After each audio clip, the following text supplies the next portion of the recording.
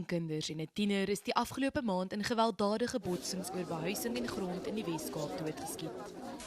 Die afbreek van huise in Elsiesrivier op die Kaapse vlakte het gister tragies geëindig. 'n Jong man wat in die woonstelblok groot geword het, het sy huis waarin hy, sy vrou en sy 2-jarige dogter gewoon het, langs dit opgebou. Dit lê nou in puin.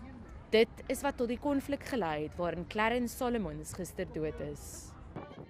Die 8-jarige het pas uit die skool gekom toe 'n dwaalkoel hom naby sy huis in Epping Forest getref het.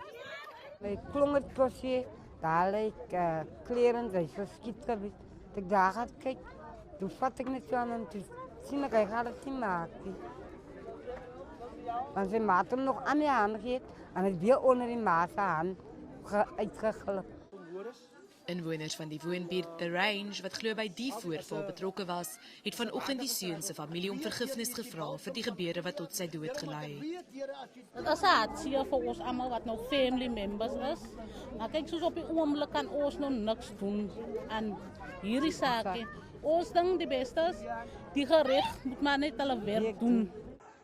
Volgens die Metroraad het wetstoepassers die departement van menslike nedersettings gister bygestaan toe inwoners skielik teen hulle begin uitvaar het. Hulle bring ander mense wat kom daar so in die plekke af, breek daar so van die man. En die manier hoe hulle dit gedoen het gemaak dat die mense onder mekaar begin praat, maar dis nie die manier hulle kon dit hospitaal gedoen het. En ons almal weet as 'n man wat sukkel. Hy sukkel het hy gesukkel soveel om die plek op te sit. Dit was nie legal plekkie, hy het 'n nommer gehad by die council. Hy beweer wetstoepassers het met rubberkoels en traangas op die skare losgebrand. Toe die mense begin reageer en gesê daar gaan nie nog 'n plek afgebreek word, dit is die laaste plek. Want die manier wat hulle kom, is hierdie way nie. Dan die mense het op beroerde geraak en die polisie het aan een geskiet en die mense het begin 'n klip optel en hulle self verdedig teen die polisie.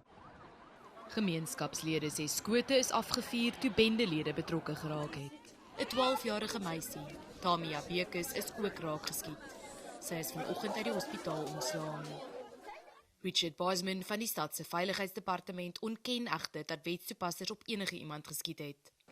Hy sê hulle moes wel skuilings soek teen die inwoners se aanslag op hulle. Nadine Tron, Unis, Kaapstad.